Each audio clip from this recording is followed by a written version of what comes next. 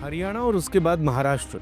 हाल ही में दो राज्यों के भीतर करारी शिकस्त झेल चुकी कांग्रेस के भीतर इन दिनों कुछ न कुछ तो जरूर पक रहा है, क्योंकि जिस तरह से इन दोनों राज्यों में पार्टी को हार का सामना करना पड़ा है, उसके बाद से दो राज्यों में पार्टी के दो बड़े नेताओं की सक्रियता चर्चा का विषय बन गई है।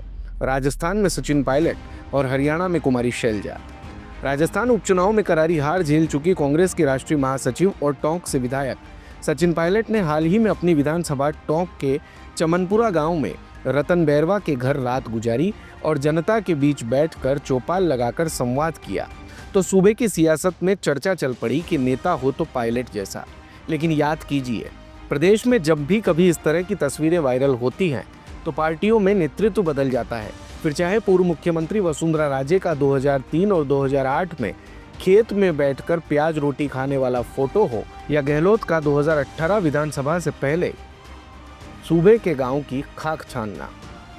पायलट की तरह ही नेता ग्रामीणों के बीच चाय की चुस्की लेते हुए दिखाई देते हैं और बदल जाती है कुछ ही महीनों में सियासी तस्वीर।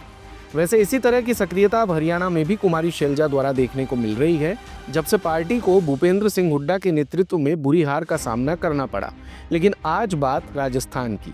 मीडिया से बात करते हुए इस मौके पर टोंक में सचिन पायलट ने कहा कि गांव के लोगों ने हमारे लिए अपने मकान के दरवाजे खोले, स्वागत सत्कार किया, स्वादिष्ट खाना खिलाया। और क्या चाहिए? सियासत में वोट ले लेना या अखबार मीडिया में फोटो छपवा लेना एक बात है, लेकिन उससे हटकर दुख दर्द बांटने का जो संबंध है वो बहुत अलग है। आपको बता दें कि पायलट ने इस दौरान रात को खाने में मिट्टी के चूल्हे पर बनी बाजरे की रोटी और टपोरे के साथ हरी सब्जी और मालपुआ की मिठास चखी थी। लेकिन सियासत में उन्हें मिठास चखने का इंतजार लंबे समय से है। हालांकि पायलट के इस दौरे को लेकर जहां कांग्रेस उन्हें जनता के सेवक की संज्ञा दे रही है, आदरणीय सचिन पायलट जी ने टोंक में रतन जी बैरवा के यहाँ पर खाना खाया। ये कोई ढोंग या दिखावा नहीं है। सचिन पायलट एक बहुत ही संवेदनशील नेता हैं। इसी तरह हरियाणा में कुमारी शैलजा बहुत अच्छा काम कर रही हैं। अब समय आ गया है कि इन जैसे युवा नेतृत्व संभलाना, तब जाकर के युवा वर्ग और आम जनता कांग्रेस पार्टी से जुड़ेगी। इस दिशा में कांग्रेस पहल करके आदरणीय पायलट साहब को नेतृत्व संभलाए राजस्थान का। तो वहीं बीजेपी इसे ड्रामा बताती है।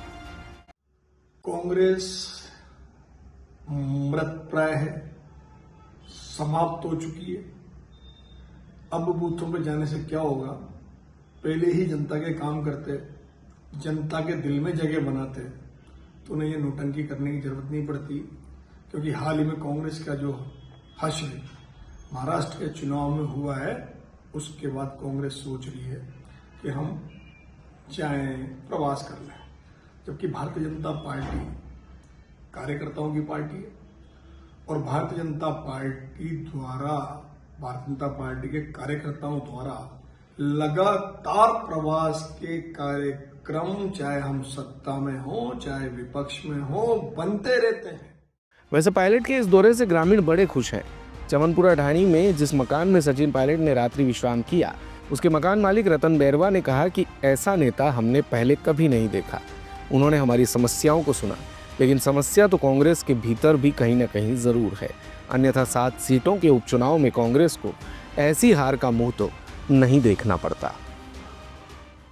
दिन भर की सारी अपडेट्स के लिए सब्सक्राइब करें भारत कवरेज को, और हाँ, बेल आइकन दबाना ना भूलें ताकि आप रहे अपडेटेड हमेशा।